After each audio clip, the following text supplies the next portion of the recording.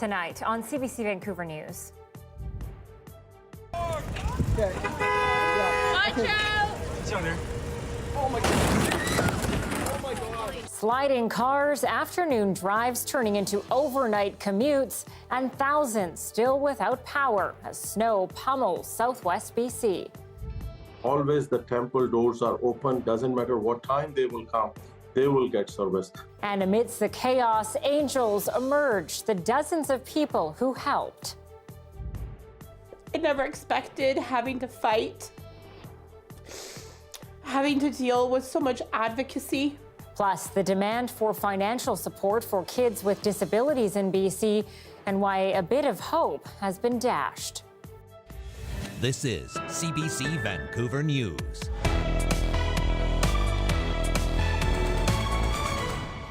Good evening and thanks for joining us. I'm Anita Bathe. Well, it was an exhausting night to say the least for thousands of commuters caught in that big dump of snow. Some spent more than 8 hours stuck in traffic. Others, of course, waited for that bus that never came and ended up walking. John Hernandez has been looking into the aftermath today and joins us live near Knight Street. John, it's looking like conditions are a lot better today for you than they were yesterday. Yes, a lot better. As you can see, much calmer night on the roads. The snow is clear. It does seem a bit quieter. Maybe people opted to stay home after all the chaos that was yesterday. Now, yes, a stark contrast to yesterday when these roads were essentially gridlocked. People waiting in traffic for hours, some not even getting home until early this morning. Watch out! It's on there. You could call it a nightmare commute. Countless crashes and sweeping road closures affecting major routes like the Alex Fraser Bridge. It was just a cold, frustrating, stressful evening for everybody. Derville Lowe was stuck on Royal Avenue in New Westminster for 8 hours. So as the snow came on and started piling up, it was wet and everybody was started skidding, right? Cars couldn't get up the hill. Then what he calls a gift from nearby angels. They were from apartment 550 on Royal Avenue. They came out with hot chocolate, water, oranges, cookies, you know, just trying to keep us going. He didn't get home to Surrey until 4 a.m. A similar story for tens of thousands of commuters in the area. It was just a couple of the bridges that went down, and it sort of shows how critical a couple of transportation connections can be. BC's Transportation Ministry says the snow prompted many drivers to leave work early, throwing a wrench in clearing efforts. We certainly did see a lot of congestion on the corridors. The congestion made it a bit challenging for our contractors to get out and continue to plow the snow. On Wednesday, most of the roads were plowed, with attention now turned to another storm later in the week. As another storm system's coming our way, this one has a lot of uncertainty about what it will bring, but it does look like a mix of rain and snow are possible again on Friday. The province says it will learn from Tuesday's chaotic commute in hopes of preventing a similar mess in the coming days, while municipalities also gear up for another dump. We'll be doing our pre-treatments with brine and salt. As the conditions dry out, we'll be able to apply that brine. Now, it is getting a bit colder outside and temperatures are expected to drop overnight. So that could mean some icy roads, particularly given all those wet surfaces that we've seen. So just a word of warning for anyone looking to hit the roads tonight. Anita. For sure, we'll talk more about that later in weather as well. John Hernandez live tonight. Thank you. And while it was a rough night for people on the roads, you saw a bit there in John's story, that light with people helping stuck drivers. Yasmin Gandam has more now on our Snow Angels. As traffic on the Queensboro Bridge ground to a cold, snowy halt, members of a New Westminster Sikh Gurdwara jumped into action, delivering hot tea and 300 or so ready-made meals to stranded motorists. They walk all the way from other side of the Queensboro Bridge to the temple, and when they just see that this is they are not moving an inch, so then we decide now we have to make more meals, and it's very hard for everyone to come to the temple. Then we have taken the meals to the bridge. The help didn't stop on the bridge. Some drivers couldn't move their cars, so the temple welcomed them in. 60 to 65 people have slept in our temple, and they have used the restroom. They slept, and when they wake up in the morning, some have leave, because when they come to know that Alex Fraser Bridge has opened close around 3:30. So now they have decided to go home, and some are just going back to the work from there only. These volunteers weren't alone. Tajinder and his two daughters, Simrat and Naseeb, saw the backup of cars in Richmond and brought out hot tea and toast. We should be able to check in on people in our own neighborhood and see if they're doing We're just passing it forward, because people are gracious everywhere. And we're not the only ones. There was another mother and daughter team out there who's giving out cookies and snacks. I mean, the Canadian spirit is alive and well. Buck Jolicoeur was also stuck in the storm. Rather than sit in the line, he stopped to eat and got more than he bargained for. The hour-and-a-half wait at the restaurant turned into a stranger opening up his table. We had a good chat. I bought him a drink. He thought it was great. We ate the same meal, and we just chit-chatted about everything. It was a nice feeling to just kind of walk in somewhere, but it ended up being a real nice experience. Good way to wait out the snowstorm. Generous signs of warmth on a long, cold, frustrating night. Yasmin Gandham, CBC News, New Westminster. And major power outages for Vancouver Island after heavy snow and high winds there. Parts of the island saw more than 20 centimeters of snow overnight, with winds of up to 130 kilometers an hour. The snowstorm caused the closure of several schools and post-secondary institutions. BC Hydro says Vancouver Island was hardest hit by the storm, leaving nearly 10,000 people without power. So the heavy snow, basically what it does is it weighs down trees and branches, which causes them to break and to come into contact with our electrical equipment. We knew going into this storm that was going to be a risk, especially because many of the trees right across the south coast are weakened by the drought. So that's certainly what we're seeing. BC Hydro says power has been restored to 95% of customers, with crews still working to restore power to more rural areas on Vancouver Island and the Gulf Islands. BC Hydro says assessing some areas has been challenging with hazardous road conditions and ferry cancellations.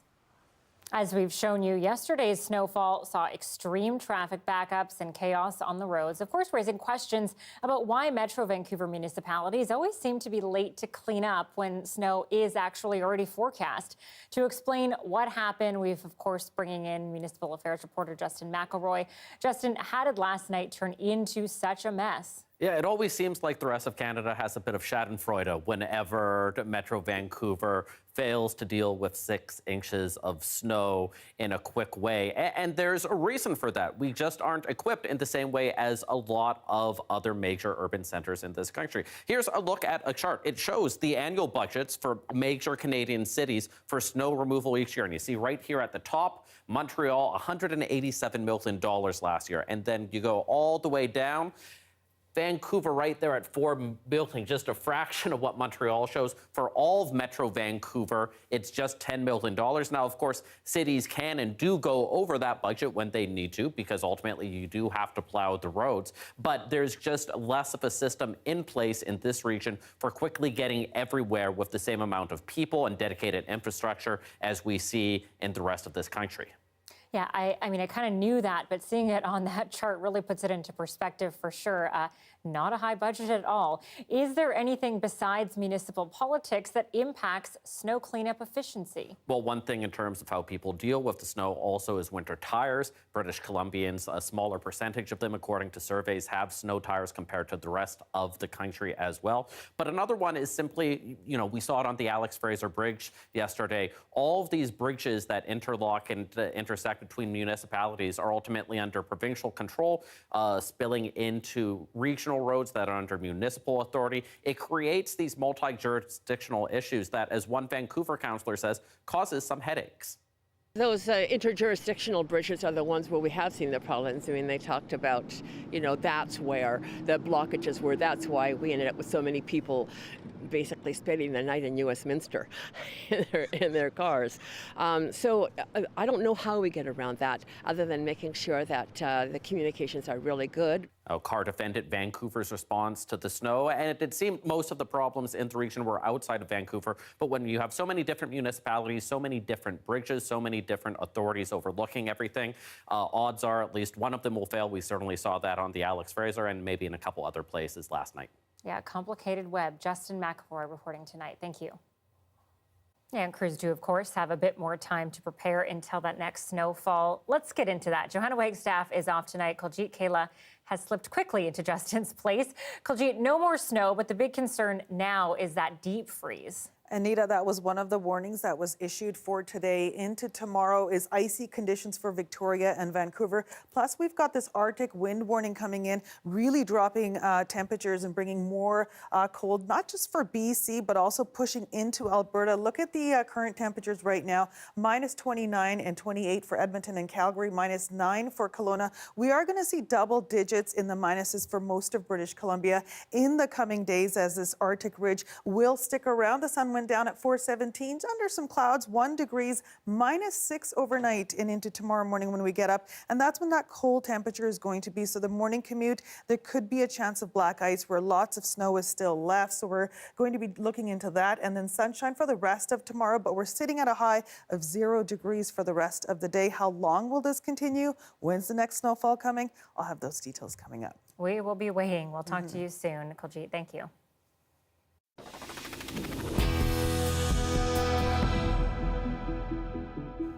More parents and advocates are coming forward in response to the province's recent decision to maintain its autism funding model. They say while the current model supports families with autism, those with other disabilities are left with little to nothing. As Leanne Young reports, they say it's impacting their families and in some cases tearing them apart. So just getting medication out for the week for the kids. Katrina Mosch juggles a lot. Moving homes, a preteen, and teenaged twins who have fetal alcohol spectrum disorder. All sorts of negative connotations get put on your child when it's not really anything that they can control. Her twins are developmentally delayed and have trouble controlling emotions. She thought the province's promise of a new one-stop family connection hub for kids with any disability would finally give her some help. The government was looking to overhaul its autism funding model. But after backlash from families with autism, they scrapped the plans. It was like the Grinch just stole all the Christmas gifts. All of the things that we'd been wanting and needing for our kids has just been pulled away from us. And it hurt so much. Only kids diagnosed with autism receive individualized funding in BC, $22,000 a year on qualifying services until they turn 6. Then $6,000 until they're 18. Families with other disabilities get little to nothing. I've had to survive on welfare because I have to be that second brain for my kids. I never expected to be in this situation. Advocates and parents with other disabilities like Down syndrome say the province needs to address the disparity in funding. So the announcement from the Premier was great for families who have a child with autism, right?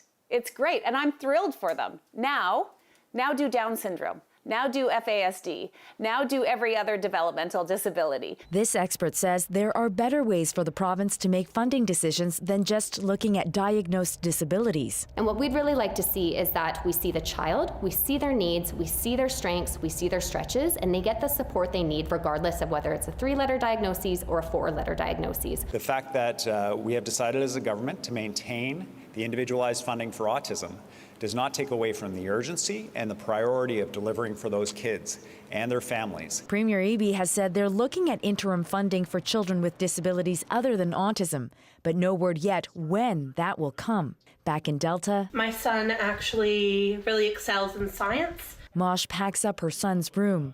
She's had to give up custody of him to his dad to protect her other kids. It's hard. I just don't want another family to be torn apart like I am. Like, it shouldn't be this hard to keep my family whole and together. Funding and support for families like hers, she says, can't come soon enough. Leanne Young, CBC News, Delta. Gosh, that's absolutely heartbreaking. Leanne, you're here now with us. How did autism funding come to be? How did those families with kids with autism get all that service that nobody else receives? Yeah, it's a great question, Anita. It took a lot of legal lobbying efforts from the autism community. They basically took the BC government to court decades ago. These parents with kids who have autism said the province denied paying for the only treatment they felt worked for their kids. So this treatment, or what some saw as a cure, was a bit controversial at the time. But the judge sided with the parents about the need. But that wasn't the end of it. The case ended up going back and forth in courts until the Supreme Court of Canada agreed to hear the case. They came back in 2004 with a judgment saying that it's up to the BC government to decide whether to pay. Now, that seems like a loss for the parents, but it was enough to prompt the government to begin working on funding. So as of 2019, they started making it available. That said, it's not realistic for parents of every disability to lobby and to go to the courts. It's time and resource intensive. So they're just hoping that Premier Eby lives up to what he told me there in my story, that he's going to at least provide interim funding. Anita? All right, Leanne Young reporting for us tonight. Thank you. You're welcome. Well, the BC Coroner Service says at least 179 people in BC died of toxic drugs in October. That brings the number of drug deaths to 1,827 in the first 10 months of this year. That's nearly 6 people a day dying from toxic drugs. BC's chief coroner says the increased toxicity of the drug supply means that every person who uses substances is at risk. Fatal overdoses were about 30% higher in rural areas than in large urban centers. Experts say stigma around drug use is contributing to those deaths. Stigma is a really big contributing factor across the board, but when you're talking rural and remote communities, the connection within communities and the smaller the community is, the more like kind of gossip that goes on. It's hard to access a service where your aunt may work or where your aunt's best friend may work and that somebody's going to out you. Toxic drugs are now the leading cause of unnatural death in the province. Well, Vancouver billionaire Jim Pattison is donating $30 million to Royal Columbian Hospital in New Westminster.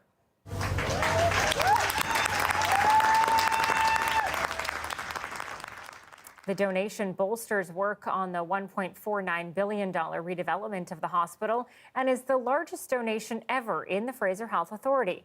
Pattison's donation will go towards building a new hospital wing, which will be now named the Jim Pattison Acute Care Tower. Jim Pattison is worth a reported $15 billion and is the sole owner of the Jim Pattison Group. The Surrey Police Service is celebrating its first year of deployment by adding even more officers to the streets. There are now a total of 187 SPS officers who have been deployed. Surrey is now working with a hybrid model of both RCMP and SPS crews responding to calls. While the service has more officers waiting in the wings, its future remains very much in doubt. City Council voted earlier this week to keep the RCMP and stop the police transition. The province will have final say on the reversal. How Vancouver's gaming industry is driving technological innovation around the world. That's after the break.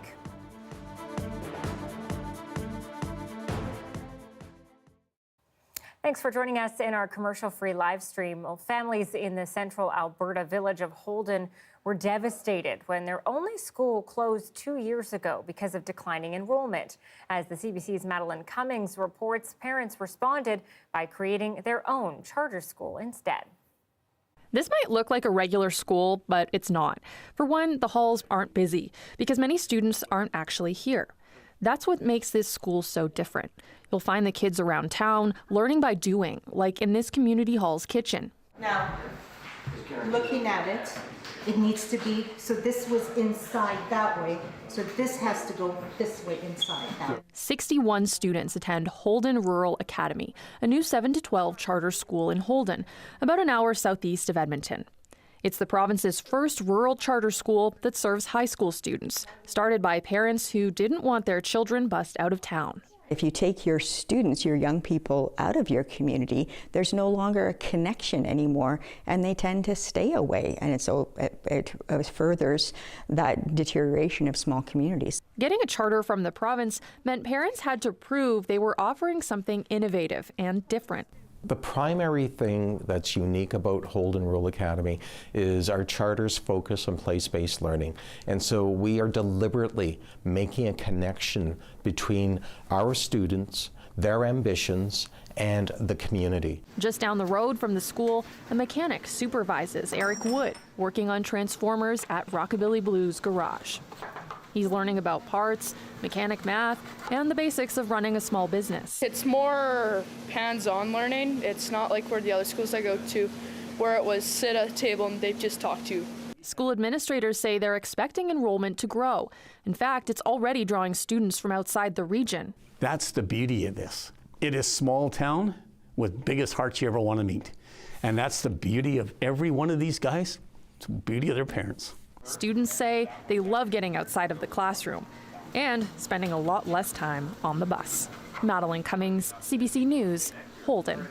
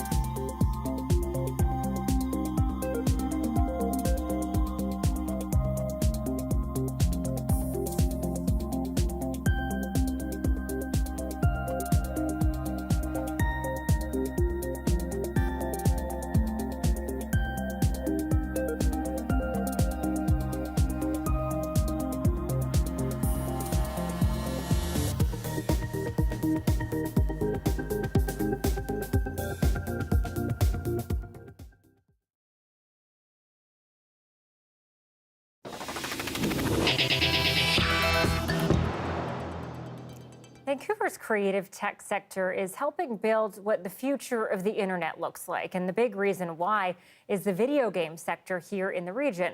Now, 3D graphics is the next big step in Web 3. This is the last in our Metaverse series for CBC. I don't think that I would be in NFTs if I didn't live in Vancouver. The amount of people who are interested and open to it has really pushed me to dive in. Vancouver's role in the future of the metaverse, VR, AR, spatial computing is really at the center of gravity for this technology. We have all the ingredients here to become a global leader.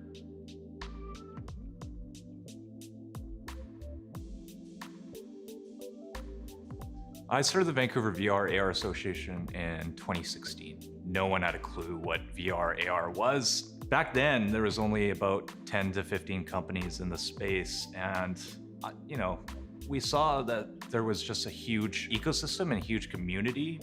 Vancouver has the highest concentration of 3D talent anywhere in the world, which is pretty mind-boggling. And a lot of that stems from the history of the film, visual effects, animation, and games clusters that have been here for over 40 years. Canadian video game development industry started here in Vancouver in around, I think, 1983, when Don Matrick and Jeff Sember, I think at the time they were about 16, started a company called Distinctive Software, which went on to actually become Electronic Arts Canada. And so almost now for 40 years, the people in this town who've been in the video games industry, we've been thinking in 3D. And we've been thinking about how to create these sort of immersive environments.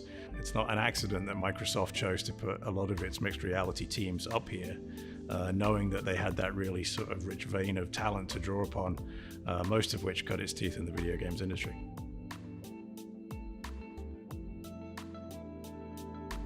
Vancouver is totally a hub for the Web3 and NFT space, right?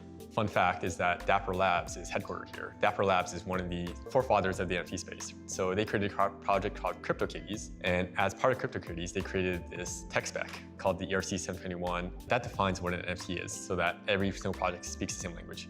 And so that was actually created here in Vancouver. When I was writing ERC 721, I figured everything we were doing was going to be not taken that seriously. It was a collectible, and it was going to be something that was going to be for fun. And of course, what came out of ERC 721 is a lot of fun. It's just that, of course, fun can be very serious. Interestingly enough, I think that a lot of the things happening in Web3 in Vancouver would have happened without us. And I think there's a bunch of things that have happened because of us as well. So it's a little bit of both. You have the best VFX schools and design schools that are in the Great Northern Way, where also Dapper Labs is. So it's going to be a hotbed because all of these artists and up-and-coming designers who are thinking about digital, it's so easy for them to make that shift and then monetize and you kind of represent their artwork in a global stage. Doodle is actually a project that is launched by a really good friend of mine, Evan Keast. He's actually a Vancouverite as well. Doodles is a NFT project that has turned into something so much more. So originally we started out with 10,000 NFTs. So we have about 6,200 collectors now, which are people that own a Doodle NFT. We're one of the top 10 NFT projects, which means folks have traded over $300 million on our project. We think that Doodles is going to be in every household. There's just so many different places where I think Doodles are going to work. That's what I'm excited about. Now we're seeing all these Web3 companies from all over the world moving up to Vancouver, and I'm in meetings all the time to help these companies understand the landscape and the ecosystem here. We're at the center of this innovation, and it's really exciting to see all these companies come from nowhere and become global powerhouses. Now that, of course, was the last in our Metaverse series, but tomorrow I am taking part in a bit of a fun project. So there are, as you've seen, several Vancouver companies leading the way in VR and the Metaverse. I actually pay a visit to one of them. I already went, and I'm just sort of waiting for things to be processed because I got turned into a hologram. So we're going to reveal that tomorrow. Okay, switching gears a little bit, it is also a big day here at CBC News. We're launching a brand new streaming service online. It's called CBC Explore. And if you've been wondering where Johanna Wagstaff has been in the last little while, well, wonder no longer. She's got a new show on the Explore channel called Planet Wonder. It takes a look at climate change and takes a hands-on approach to solutions. The first episode is all about trees. Here's a preview.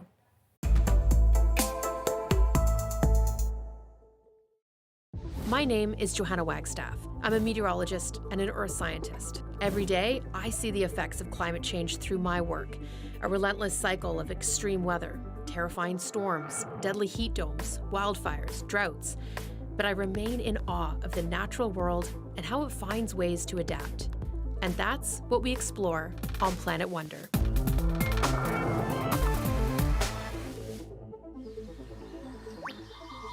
Hello? Did you say something? Can you speak a little louder? Are you saying you're thirsty? Is this the sound of trees talking to each other? Probably not. But you've probably heard something somewhere about the fact that trees can communicate, and you've probably also heard that global warming is messing everything up. So that got me wondering, what are trees saying to each other about climate change?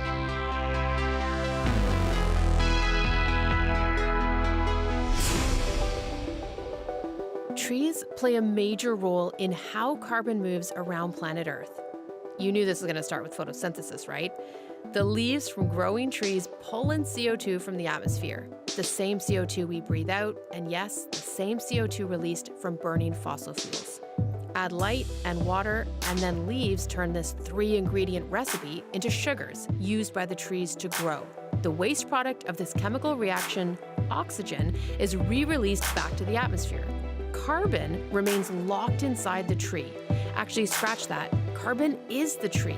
The trunk, branches, leaves, and roots are all made up of tiny blocks of carbon. So when you look up at a giant Douglas fir, you are looking at a tower of carbon. CO2 is what gives it mass. How is your mind not blown yet? When a tree dies, it feeds most of that carbon back into the soil as it decomposes, which helps other trees. So for millions of years, trees have been doing a great job of pulling out excess CO2 in our atmosphere. Where the trouble began is when humans started producing too much carbon for the trees to take in. Add to that, a warming climate means more intense wildfires, droughts, pests, basically things that can kill trees. What are they saying to each other about this? So we met up with world-renowned Canadian tree scientist Suzanne Simard. She has spent decades revolutionizing the way we understand how trees talk to each other, and I have been so excited to get to talk to her. First of all, welcome to my favorite forest. Well, thanks. This is beautiful. It's a good one, right? Yeah. How are trees talking to each other? Can you show us? Yeah, so they talk to each other through their root systems. And these trees, they form a relationship with a fungus called a mycorrhizal fungus. So mycorrhiza literally means fungus root. And these fungi, which colonize the roots of the trees, which we can look at, actually will connect the trees together. So you can see there's a root coming off of this tree here, and it will go quite far. So you can kind of see the angle, and that's how you know it's it's going to come out this way, and then it explores the soil in this very networked kind of pattern. And these roots can actually go, as far as the tree is tall, so they're huge. But they fan out into these very fine root tips, and those root tips then become colonized by these mycorrhizal fungi. So we can look. Okay. There's some roots right there. These are the fine roots. Oh yeah. And they end in these little root tips, and these root tips are where the fungus colonizes and infects the root. It's like it is an infection, but it's a good infection. Right. In that the fungus will get the photosynthate from the tree, and it gets transmitted into these root tips, and then that gets transmitted into the fungus itself, and the fungus returns for it nutrients and water that it pulls up from the soil. I see. So the tree is basically sending information to the fungus at the end of the roots, telling it what it needs, yes, or what it's lacking, and then the fungi helps bring out that moisture in places that the roots couldn't reach. So trees are talking to each other through mushrooms. Basically, yeah. Are your hands ever not dirty? No, my hands are always dirty. And I've heard you describe it down here as sort of the internet. Yeah, it's like the internet. That's a really good way to think about it. Let's go down the rabbit hole. Trees are talking to each other below ground and through mushrooms. But get this, trees are also sending out electrical signals through leaves. And one biologist and musician found an artful way to listen in on that conversation. I'm obsessed.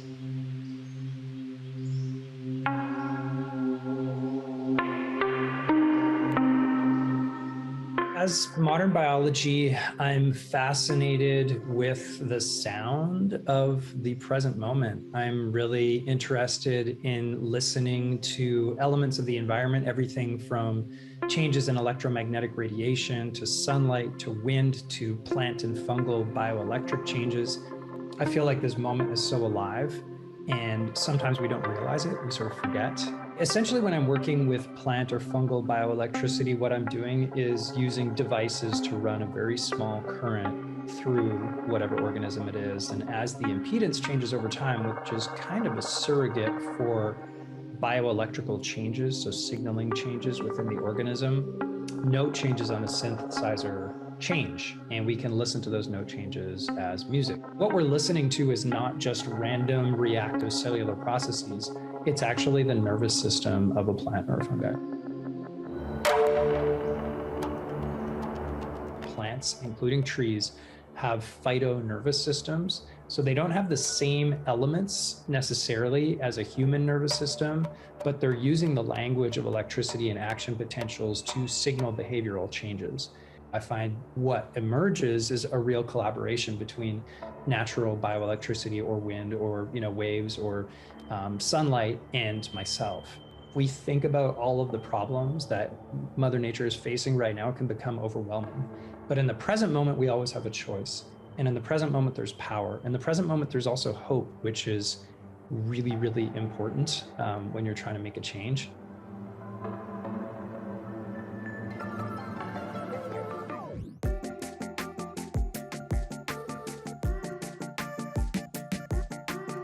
Suzanne, you have grown up in the forests of BC. You started your career in the logging industry, decades of forest research. But what was your first clue that the trees were talking to each other? Yeah, I was really worried in the 1980s about how we were trying to get rid of our native plants. Yeah. So to grow faster conifers, in fact, we were spraying them with herbicides. And so I wanted to understand the role of those plants because I was worried that we were throwing away important parts of the ecosystem. And so birch was one of the ones that I was worried about. And so I started growing Douglas fir with paper birch and by itself. And when I grew Douglas fir with paper birch in the forest and I pulled up the roots, they were covered in an amazing array of mycorrhizal fungi, many species. And it turns out that a lot of those species link together directly with the birch tree. So the birch and the fir were actually connected. But when I grew Douglas fir by itself, without its lovely birch neighbors, its roots had very little fungi on them. And so what was happening is that the birch was connecting with the fir and transmitting some of its sugars to the Douglas fir. And which was super interesting because, you know, we were getting rid of birch because it shaded the Douglas fir.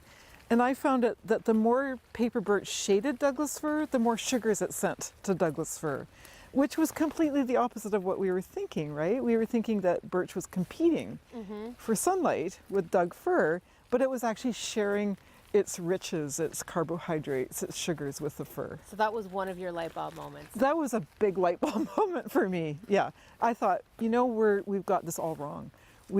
Here we are. We're trying to basically reduce this ecosystem to just tree, to conifers, so that we can make more money from them. And we didn't understand that all these plants, including paper birch, were essential in bringing that forest up, in the growth and diversity of that forest.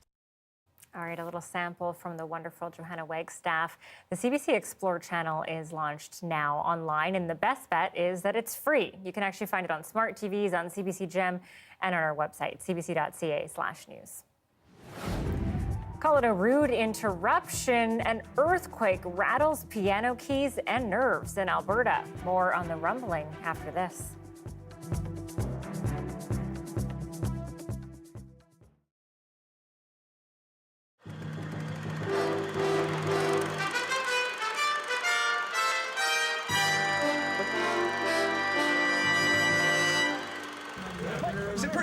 Now, Spike is not your ordinary precocious protege.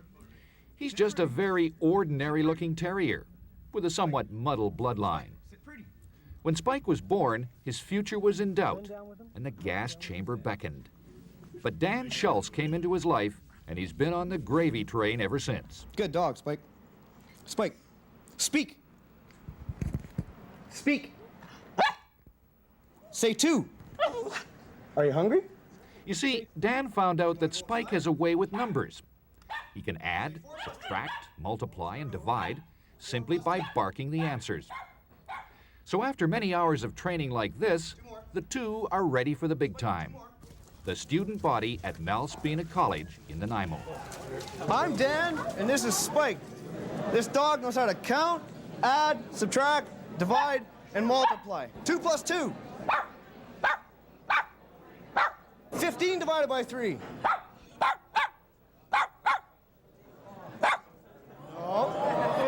It's tough in front of an audience like this.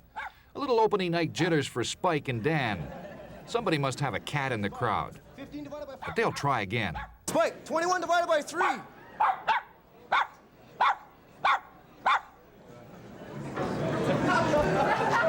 Good dog. Now, Spike's not saying, but he has the final score of the Grey Cup game this weekend.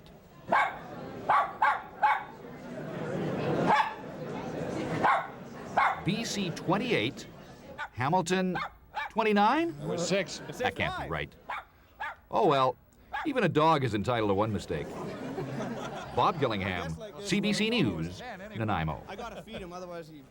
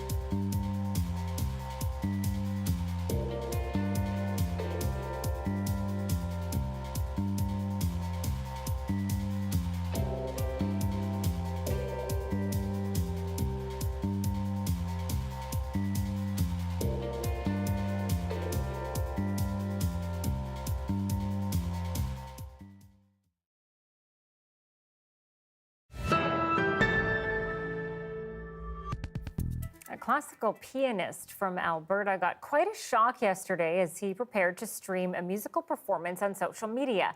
It happened as Alberta was hit by 3 of the largest earthquakes ever recorded in the province. The largest was a magnitude 5.8 quake. The epicenter was near Reno in northern Alberta and was felt in communities across the province. Oh my. Well, nobody's watching, but we're having an earthquake right now. Though the quake clearly interrupted his practice, he decided to sit tight and wait for the tremors to pass before resuming play. Now, earthquakes do happen quite often in Alberta. I did not know that, but rarely of that magnitude. No damage has been reported. All right, a look now at how climate change is hitting Christmas tree farmers. There seems to be a shortage every year, and this year we're told it's worse. As the CBC's Cameron McIntosh explains, it's all driving up the price. That might be the one. There's a tag on this side. There is? Yeah, right here. What size do we got there? What does it say? 10 to 12 balsam fir. Okay. When you know, you know. I like that one because it's big. We just opened last weekend. I know. That's why we have to come today because they're going to be gone. Devin Penner's family is getting a jump on buying a tree. Just need something big, full. That's to look good. The fig trees just don't do it. Tree farmer Dan Friesen has enough trees for now. They're real, just not local. 3 years ago, a bad frost killed off what would have been this year's crop. So he's bringing trees in, but not as many as he'd like. I have trees right now that are moving up in size. If I could get them to grow a little faster, that would be great. Turns out the hunt for the perfect tree may be a little more challenging for most with a tree shortage across much of North America. Friesen's farm, just one example of extreme weather hitting the industry hard over the last few years. While COVID drove such demand, the last 2 Christmases, many farmers overcut. I certainly don't encourage anyone to panic buy. But say tree growers, it may not be the time to be picky. I'm asking you to step out of your comfort zone. So if you're not necessarily getting the Fraser fir that you want, try one of the other species. What is getting shipped out is more expensive. Prices up 15 to 20%. Our fertilizer costs doubled this year, and of course fuel's been way up and labor is more expensive. What are they saying when they see the tag this year? You know what, it's quite interesting. Christmas is one of the things that people are not going to cut back too much. Certainly not in this case. There you are, folks. Big tree, big smiles to go along with that maybe more elusive holiday feeling. Finding just the right one.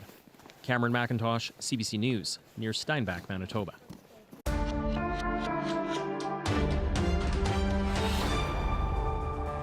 Brutal fighting in Ukraine continues to rage as the slow grind of war heads into winter. Some of the toughest battles are taking place in the small city of Bakhmut.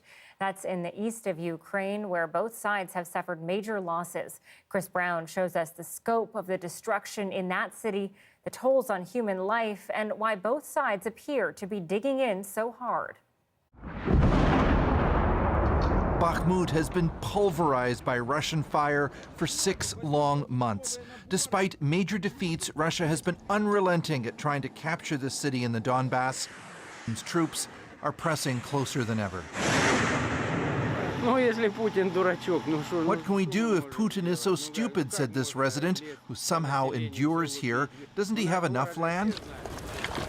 The war here has descended into a muddy, wretched mess. Soldiers shoot at each other from trenches and foxholes, and just outside the city, Russians try to dodge grenades dropped on top of them by Ukrainian drones. It's remind me a situation of the First World War. Retired Ukrainian Colonel Sergei Grabsky says Russia is using century-old tactics, sending waves of conscripted men, paid mercenaries, and even drafted prisoners to their deaths. Putin wants a victory, he says, and the body count doesn't matter. There is only one option where that success may be shown because it was a political target, and they must do that. Ukraine's losses in Bakhmut may be 50 to 100 dead every day, say analysts.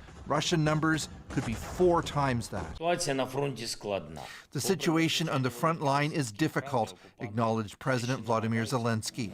Ukraine has given up ground and may pull back further. The question is, how much of a setback will that be? Perhaps not much, says this analyst. The losses that the Russian troops have sustained in the effort to take Bakhmut over the course of 4, 5, 6 months really outweigh the strategic benefit of taking Bakhmut. By wearing down the Russian forces in Bakhmut, the Ukrainians may hope it weakens their hold on occupied territory elsewhere and opens the way for new offenses. Chris Brown, CBC News, London. From slushy sidewalks to salted roads, keeping your pets safe in the snow. We've got some tips and tricks next.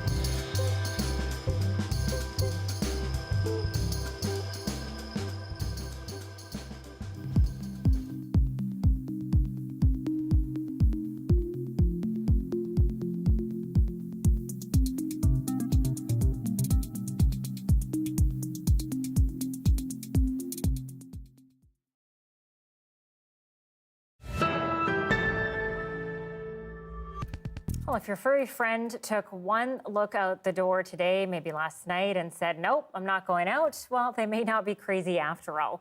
The BC SPCA is warning pet parents to beware of winter hazards. To keep your cats and dogs warm outside, the SPCA recommends you get them coats and booties to prevent frostbite, and make sure your animals don't eat or drink any antifreeze on the roads, which of course can kill them. You also want to check your vehicle. Bang on the hood of your car just to make sure there's no cat trying to keep warm under there. And then secondly, for dogs, if you're walking them in the snow, please clean off their paws because people are salting the sidewalks and the roads, and it's not always pet-friendly salt. Yeah, she says that salt corrodes dogs' pads and animals can ingest it when they lick their paws. And if you notice your pet acting strangely after you take them out in the snow, Driva recommends you contact your vet as soon as possible. You can find more tips to keep your pet safe on the SPCA's website. Yeah, after work last night, when I eventually got home, did salt, the sidewalk in front of the house. And I was thinking of that. It's scary for those little critters. And salt does damage to all kinds of things, even when you walk through it as well. So that was a good, timely reminder. Hopefully we won't be needing salt for the next day or so, but we do have a low pressure system coming in for Thursday, and wind with a ridge of Arctic cold air sweeping through the Caribou region and then making its way through to the lower mainland as well as Greater Victoria. So high winds along the coast will continue, and that will come around the end of this week into Monday. Those temperatures will continue to drop. Tomorrow across BC, -19 in Prince George, under sunny skies but very cold, -20 up at Dease Lake. They'll get a mix of rain and snow as well, -20 for Williams Lake and -10 in Kelowna for tomorrow. So double digits in the minus. Here's what we need to worry about here on the lower mainland. Tonight it's going to get cold, -9 with the wind chill, -12 for Thursday. Friday we might see a chance of flurries, a 40% chance, and then sunshine for the weekend to kind of give us a break,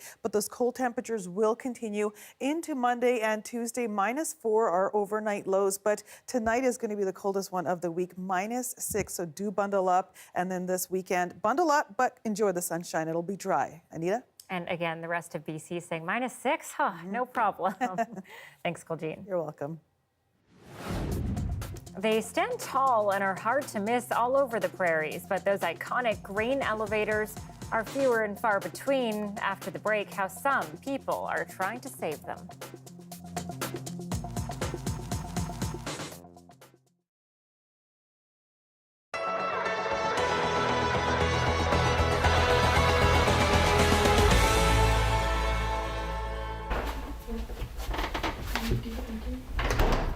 Larissa Sellers fell behind in her rent this fall. Then in early November, she and her 3 children were evicted from their Regina apartment. The 35-year-old single mother has no choice but to split her family up. They're all staying with different relatives, and she's not sure if she can afford to rent another place. I'm pretty much getting down to the point where it's like you decide whether you're going to buy groceries that month or if you're going to pay your rent.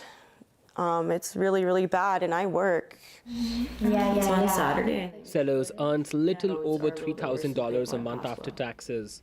If she pays rent and buys groceries, she's left with about $700 to cover other expenses. And with 3 kids, it doesn't go far. The Office of Residential Tenancy says there were almost 1,000 evictions in Saskatchewan between April and the end of August. And this month alone, there were at least 130 evictions, according to the court records posted online. Advocates say every day people on income assistance are being evicted or threatened with evictions. But the government says it's doing its best to support people. The last budget, we increased the amount that we give for the basic benefit, as well as for the shelter benefit, and that has, helped with affordability. Len Usiskin works to provide affordable housing in Saskatoon. He says how benefits are being paid out is part of the problem. They stopped making direct payments of rent and utilities to landlords and utility companies, and that's led to a huge increase in arrears, and that eventually, if that's not addressed, that leads to people being evicted or moving out in the middle of the night. Sellers says her rental issues went beyond a shortage of money. Her basement was flooded, resulting in cockroaches and black mold. She took her landlord to court, and now she says other landlords don't want to rent to her. And a 15-year-old daughter is suffering. My mental health has just been not that good. It impacted my mood. I was really upset all the time. And, yeah. We pretty much take it day by day, and we're looking for a place. I have applied with affordable housing, but with affordable housing, like there's long waiting lists for that too. Sellers is searching for a clean, affordable place to rent and says the situation is even worse for those on income assistance. Pratyush Dayal, CBC News, Saskatoon. December 2nd.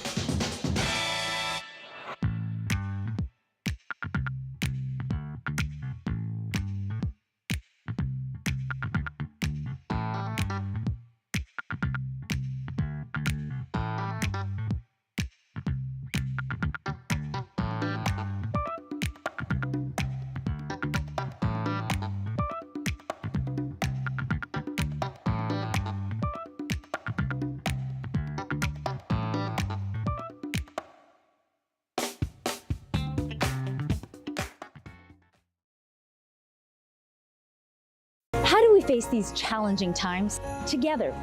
Every year we are inspired by the generosity of our listeners. Tune in to CBC on December 2nd for our annual Food Bank Day, a full day of special programming, giving, and community. Lots going on this morning, lots of guests, great music, prizes to give away. Visit cbc.ca/foodbankday for details on how you can participate. Let's come together and make the season kind.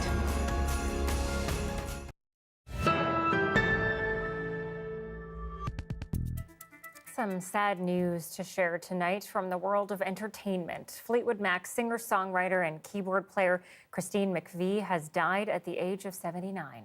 If your life was bad to you, just think what tomorrow will do. The band's social media account was the first to announce her death, but so far no cause of death or even other details have been released. A family statement says she passed away in hospital peacefully this morning after a short illness. The British-born vocalist wrote and sang lead on some of the band's biggest hits. The band's album Rumors in 1977 sold more than 40 million copies and is among the best-selling albums of all time. Yeah, I've had her songs in my head all day. A great, that's for sure. Okay, to the prairies now. Because we don't actually see many of these here in BC, wooden grain elevators were once iconic structures in many parts of Canada. Now they're disappearing. But as the CBC's Dane Patterson reports, there are some people who are trying to give the old buildings a new purpose and preserve some of their history. Wooden grain elevators like these in Kenniston are the skyscrapers of rural towns. At least they were. Two of the town's 3 skyscrapers are coming down, but they'll live on elsewhere. Inside this elevator rests outdated machinery and wood that's been worn into art. And you can see the sculpting. If you look at the shape of that, you can see the natural grain sculpting. The company ABMT Wood Solutions is looking to save most or all of the wood from these elevators. It's a delicate process, unlike the alternative.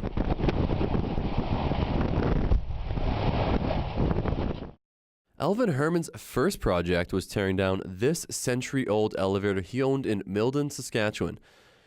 It was a liability, but he didn't want it to end up in the landfill.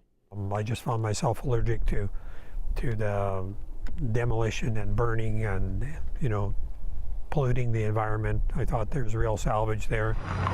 Holding on to the now obsolete elevators is a burden that's either passed down the family tree or to the town. They cost thousands annually to maintain and tens of thousands more to demolish. But ABMT recognizes the elevators are made with timber that is difficult to get your hands on.